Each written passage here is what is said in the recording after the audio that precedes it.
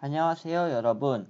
2020학년도 대학 수학능력시험 6월 모의평가 사회탐구 영역 한국지리 해설을 맡은 지리올림피아 동호회 17기 조승근이라고 합니다. 네, 여러분, 오늘 시험 보느라 고생 많으셨습니다. 오늘 문제를 저도 함께 풀어봤는데요. 오랜만에 풀어서 그런지 조금 헷갈리는 문제도 있고, 쉬운 문제도 있었고, 특징적으로 이번에 지역지리와 관련된 문제가 많이 나와서 여러분들이 지역지리 대비를 많이 하셔야 된다는 것을 저도 어느 정도 체감을 했고요. 지리 올림피아드에서 나오는 지역지리 문제와 출제 경향이 유사하다는 생각이 들어서 여러분들이 모의평가와 수능을 대비하면서 지역지리를 준비하시면 올림피아드에서도 충분히 지역지리 그 부분에서 대비가 될 것이라고 생각합니다. 문제 해설 바로 시작할게요. 1번 다음 자료에 대한 설명으로 옳은 것을 보기에서 고른 것은 우리 조상들은 상경표를 중심으로 국토를 인식하였는데 상경표에는 이러한 특징이 잘 드러났다. 이런 지도를 표현한 상경도에는 기억을 시작으로 대간이 뻗어나 있으면 어쩌고 이랬다. 기억은 백두산이다. 네, 한반도의 영산인 백두산 맞죠? 그리고 니은 A와 B 지점은 서로 다른 하천 유역에 속한다. 하천의 그 구분 유형은 주로 이렇게 이 산지를 따라서 구분이 되는데요. A는 한강이고 B는 낙동강이에요.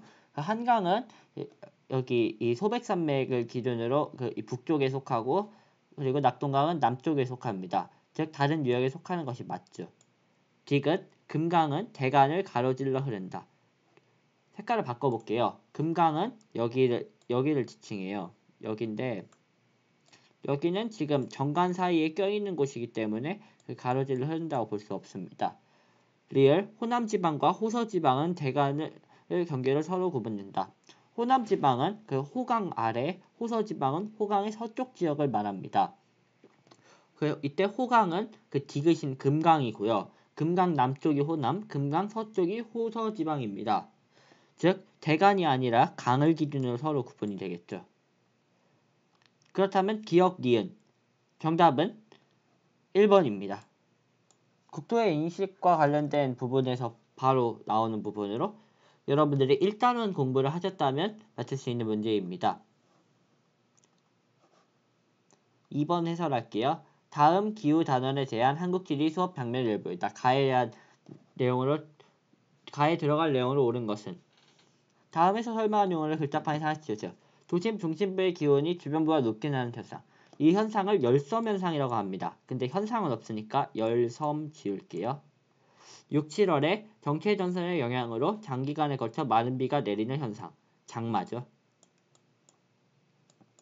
겨울철 시베리아 기단의 주기적인 강약으로 기온의 상승과 하강이 반복되는 현상. 3, 한, 4, 5입니다. 그럼 남은 것은 높새바람이네요. 높새바람은 무엇일까요? 선지를 보면서 선지 용어를 풀이해드리겠습니다. 1번 하루 중 밤의 최저 기온이 25도 이상인 현상. 이것은 열대야를 지칭합니다. 열대야는 그 최저 기온이 25도 이상인 상태로 더운 밤을 지칭하고요. 지표면 가열에 의해 낮 동안 발생한 대류성 강수. 한반도에서도 가끔 생기긴 하지만 대부분 열대지방에서 생기는 스콜입니다. 한국지리와 세계지리를 어느 정도 결합을 시켜놓은 것 같네요. 한국지리에선 소나기라 말하는 부분이 있고 세계지리에서는 스콜이라고 말하는 부분이 있죠. 3번 북태평양의 영향으로 불어오는 고온다습한 바람. 그냥 일반적인 계절풍입니다. 여름에 북태평양 고기압의 영향을 받을 때 그 고온다습한 바람이 태평양으로부터 불어오죠. 4번 복사냉각으로 지표 부근의 기온이 상층의 기온보다 낮아진 현상. 이것은 기온역전 현상입니다. 기온역전 현상은 주로 분지 지역에 대기가 안정되어 있을 때 그 냉기류가 가라앉히면서 형성되는 그러한 그 온도 분포를 말합니다. 정답은 5번인데요. 늦봄에서 초여름 사이 그 태백산맥을 넘어 영서지방을 부는 북동풍이 팬현상, 높새바람이 이 정답입니다. 참고로 그 반대로 부는 바람을 양가지풍이라 하죠. 이번에 그 고성과 속초, 강릉, 동해와 양양 지역에 그 산불이 발생하였잖아요. 이것을 키웠다는 원인으로 지목되고 있는 양간지풍은 그 높새바람과 반대 방향으로 영서지방에서 영동지방으로 넘어온 바람으로 쉽게 기억하시려면 역회 현상이라고 생각하시면 될 것 같아요. 이 문제는 그 기후학 부분 3단원 부분에서 잘 나와 있을 까 생각하고요. 제가 지리올림피아드 동호회에 올려놓은 학습 정보 자료에도 잘 나와 있으니까 참고하시면 좋을 것 같습니다. 3번 어느 지역에 대한 야외조사 활동 지다. 옳은 답변은 야외조사 저도 그 지리학 전공하면서 수업으로 듣는 내용인데 그 교수님께서 실제로 조사할 때 이런 식으로 조사하는 게 맞다고 하셨습니다. 어떤 형태인가요? 주변보다 남고 오목하게 꺼진 모형입니다. 일단 모양으로 먼저 보고 이 지형에 대해 설명해드릴게요. 맞고요. 붉은색 계열입니다. 이 지형은 그 포트홀을 말하는 거예요. 포트홀은 그 주변보다 낮고 움푹하게 꺼진 모양으로 석회암이 풍화되어서 그 석회암 속에 있는 탄산칼슘 철 성분이 그 물과 반응하여 붉은색으로 수화된 그 토양이 관찰되는 지점입니다. 붉은색 계열 맞고요. 주요 기반함은 방금 말씀드렸다시피 석회암입니다. 현무암이 아니고요. 이곳은 배수가 좋기 때문에 주로 밭으로 이용되고 있습니다. 정답은 기억 니은입니다. 참고로 지질학에서는 그 이 싱크홀, 포트홀 그리고 돌리네 우발라 이것을 모두 포트홀과 그 돌리네 우발라 폴리에 이걸 모두 합쳐서 싱크홀이라고 분류해서 땅이 움푹 꺼진 지역이라고 합니다. 다만 그 여러분들 아셔야 할 게 싱크홀이라는 것은 지질학적인 용어로만 쓰이고 있지 그 땅이 그 도로가 파여서 싱크홀이 형성됐다. 이것은 실제로 틀린 말입니다. 그 지질학계에서는 이 싱크홀이라는 것을 그 학계에서만 쓰기로 했고 그 도로가 파이는 것은 공동이라고 해서 도로에 그 빈 구멍이 파인 것을 공동이라고 하지 싱크홀이라고 하지 않습니다. 이거는 여러분들이 그 용어 사용하실 때 올바르게 아셔야 할 것 같습니다. 한국의 지형, 즉 2단원 부분에서 이것을 볼 수 있으리라 생각합니다. 4번 자료의 A에서 D에 대한 설명으로 옳은 것을 보기에서 고른 것은 A는 여기 경계 지역이네요. 이것을 지리산 삼도봉이라고요. B는 설악산 울산바위입니다. 그 다음에 C는 뭐 여러분들이 잘 아는 남한에서 제일 높은 산 백록담이고요. D는 저도 정확히 어디인지 몰라가지고 그냥 추정하기로 고성의 상조감이라고 하는데 정확한 위치는 저 잘 모르겠습니다. 아무튼 그 이 위치만 봐서는 고성 지역인 것은 맞거든요. 그러면 이제 선지 볼까요? 백록담은 분화구의 함몰로 형성된 칼데라호이다. 백록담은 칼데라가 아니라 화구호죠. 화구가 폭발한 자리에 물이 고여 형성된 거지 함몰이 따로 되지 않았습니다. 상조감이라고 할게요. 상조감은 고생대에 형성된 퇴적암이다.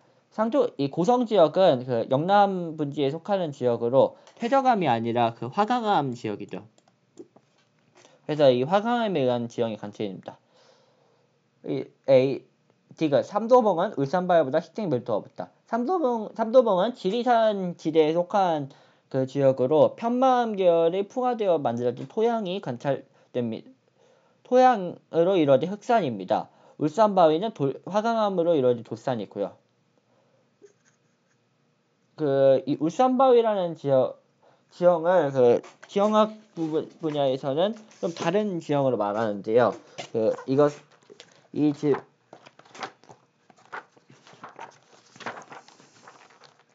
이 울산바위 지역을 그 지형도상으로는 벼랑바위 그리고 인셀베르그라고 말합니다. 지형도를 보실 때는 이렇게 하시는데 현재 그 고교 교육과정상에서는 그냥 화강암에 의해 형성된 지형이다라고만 아셔도 될 것 같아요.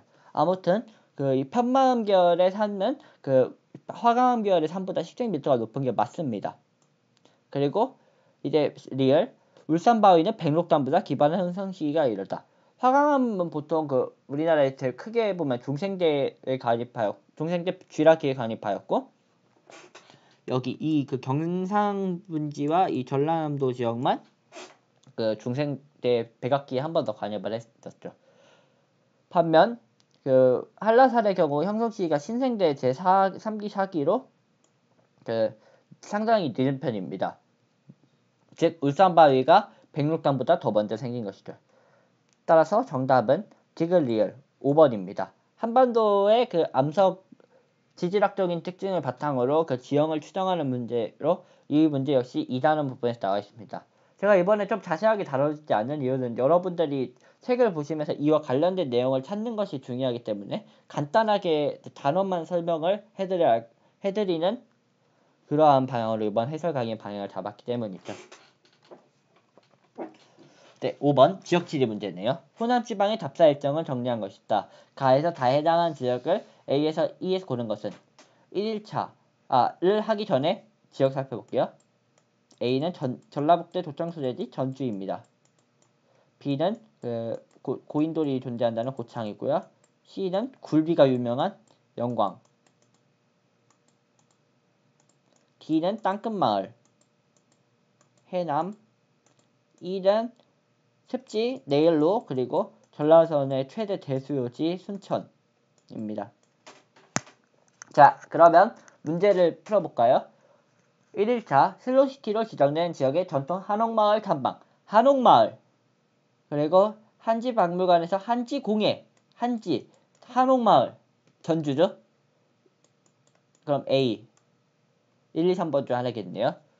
그 다음에 2일차다. 아까 말씀드렸던 굴비가 나왔네요. 그리고 한빛원자력발전소 영월 울고 영광 경주 월성 울진 부산 고리 이 네 곳. 그러면 중 하나인 영광 호남지방에서 유일하게 영광에만 존재합니다. 3일차 람사르 습지에 등록된 연안습지 그리고 국제정원박람회. 여기 잘못 쓰네. B가 아니라 C죠. 영광은 C죠. 람사르 습지에 등록된 연안습지 그리고 국제정원박람회. 습지가 관찰되는 지점은 순천입니다. 2012년에 국제정원박람회를 해서 현재도 남아있고요. 그럼 정답은 2번이죠. 전형적인 지역지리 문제로 7단원의 호남지방 부분에 잘 나와있으리라 생각합니다. 6번 A에서 DG에 대한 옳은 설명을 보기에서 있는 대로 고른 것은 일반적으로 보는 지형도는 보통 하천지형보다는 해안지형을 잘 잡아주는 편인데 오랜만에 그 하천지형에 대한 지형도를 줬네요.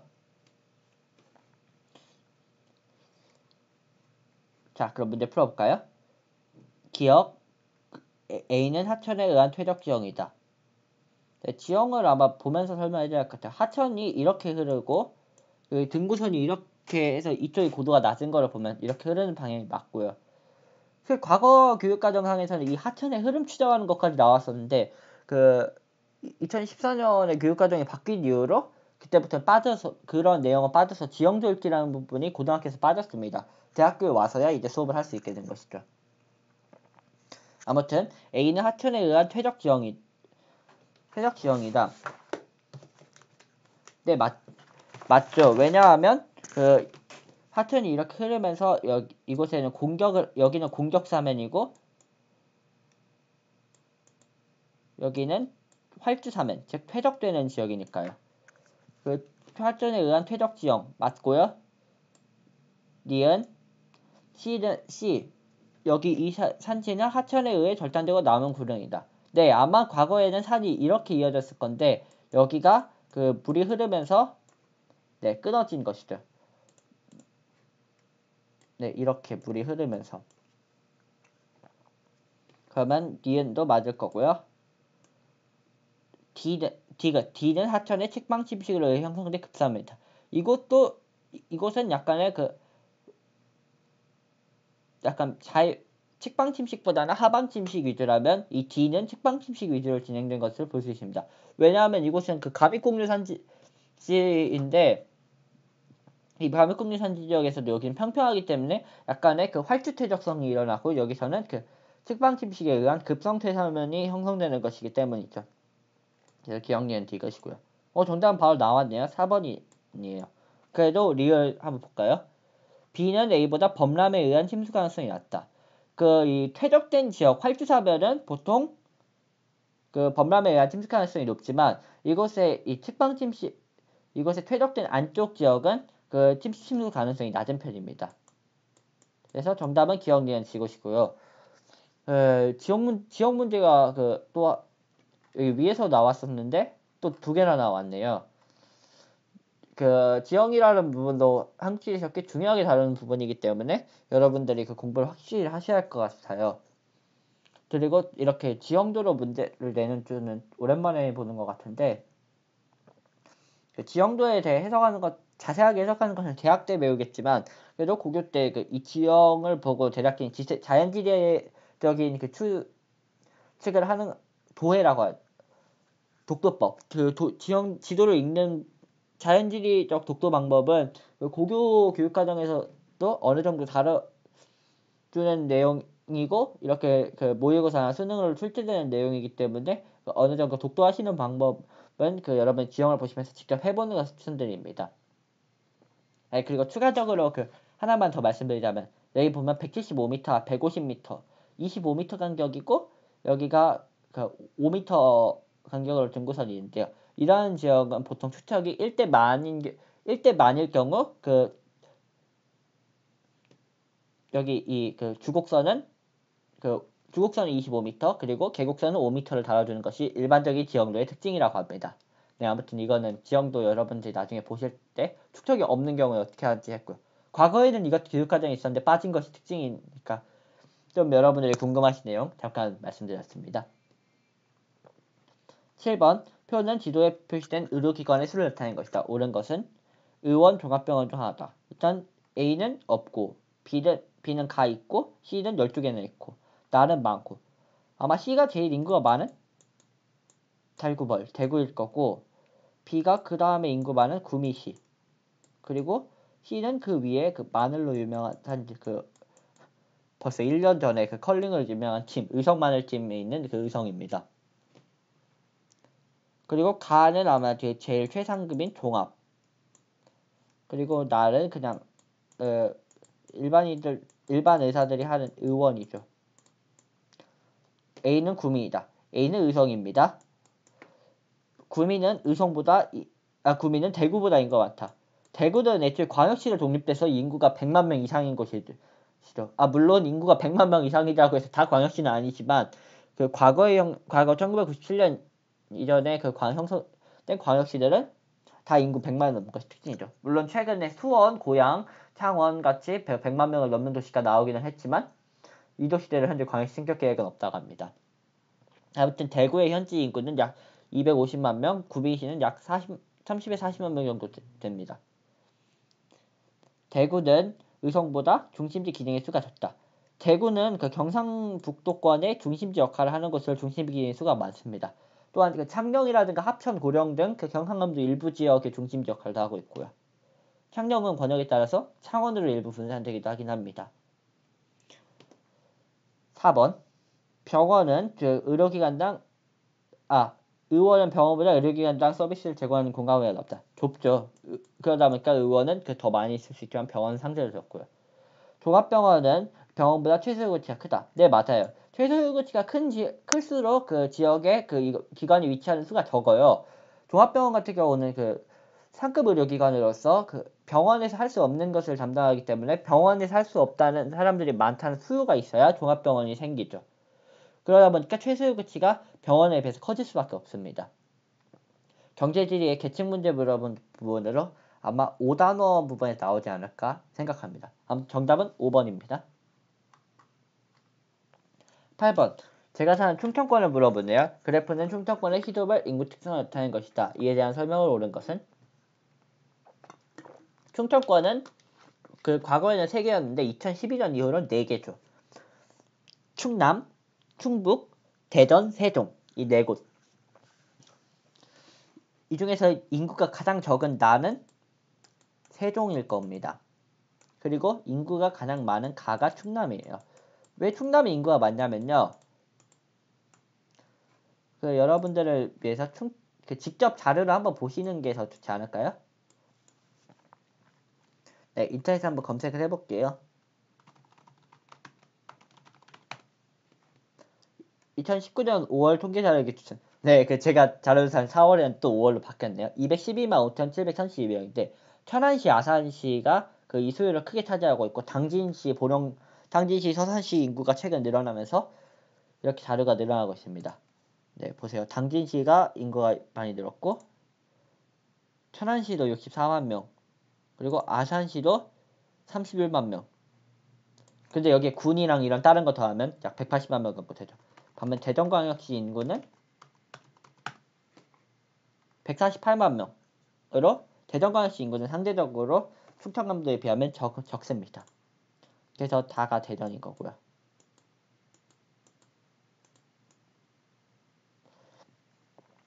그러면 네, 1번 바로 틀린 게 나오네요. 서로 바뀌었고. 2번 세종은 충북보다 청정해체 인구가 많다. 비율은 청정해체 인구가 높을 수 있지만 이 경우는 절대적인 인구를 고려하셔야 돼요. 충북의 경우 절대적인 인구가 약 150만 명 정도 가까이 되기 때문에 150만 명 중에 그 유소년과 청량해서 뺀 약 60%가 청소년인데 그 청량해처럼 약 90만 명 정도가 돼요. 반면 세종시의 경우 절대 인구가 90만 명이 안 되고 약 30만 명 정도 되는데요. 30만 명 중에 그 약 42%니까 13만 명 정도? 즉 청량층은 17만 명 정도 되는 것이고 충북은 90만 명이니 적을 수밖에 없겠죠. 다는 총부양비가 가장 높다. 대전은 총부양비가 가장 높은 거는 아니고 총부양비는 그 유소년 부양비와 노년 부양비를 함께 더한 것인데 이 노년 부양비가 더 높은 노년 부양비와 유소년 부양비가 가장 큰 충남이 부양비가 가장 높습니다. 4번 노령화 지수가 가장 높은 지역은 충남이다. 노령화 지수는 유소년층 인구 대비 그 노년층의 인구를 나타내는 것인데 유소년층 인구는 많지만 상대적으로 노년층 인구가 많은 충청남도가 노령화 지수가 가장 높습니다. 정답은 4번이고요. 5번 세종은 노년층 인구와 유소년층 인구보다 많다. 절대 인구에서 노년층 부양비 인구를 곱하면 노년층 인구, 유소년 부양비를 곱하면 유소년층 인구가 되는데요. 노년층 인구가 유소년층 인구보다 적죠. 노년층은 15%, 유소년층은 약 27% 정도니까요. 또 지역지리 문제식이었는데 그래도 어느 정도 인구와 관련돼서 효과하는 문제네요. 한끼리가 의외로 지역지리와 관련된 문제가 이렇게 6번, 5번처럼 바로바로 지역 문제 물어보는 문제 나오지만 종합적인 것을 고려하는 문제들도 많이 나오고 있으니까요. 9번 다음 조건을 고려하여 입지 선정하는다. 적절한 것을 고른 것은 GIS 문제네요.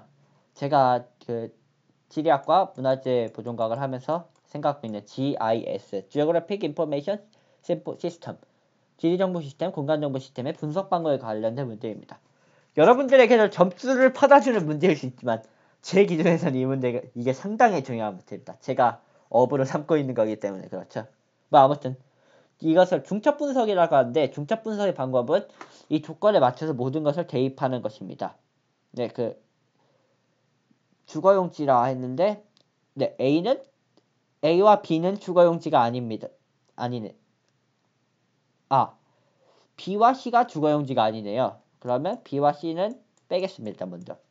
그럼 D와 E가 주거지인데 네, A가 요 지점이잖아요. A 지점에 그 10m 이상 차이가 나는 모든 지점에서 A는 40인데 69, 71. 그럼 A도 안 되겠죠? 그 다음에 D는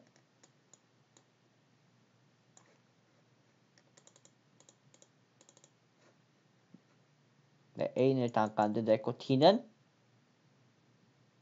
이렇게 됩니다. 21인데 여기가 10 차이가 나네요. 33, 32. 그럼 D도 안 되죠. E는 여기입니다. 16, 5. 여기 큰 게 9, 8, 9, 8. 그리고 가장 작은 5. 그럼 E가 부합하겠네요. 정답은 5번입니다. GIS 문제는 사실 이렇게 점수를 주려고 여러분들께 만든 문제인데 가끔 헷갈리게 그 조건을 까다롭게 내는 문제도 있기 때문에 GIS의 경우 실수하지 않는 게 중요해요. 산수 문제니까요.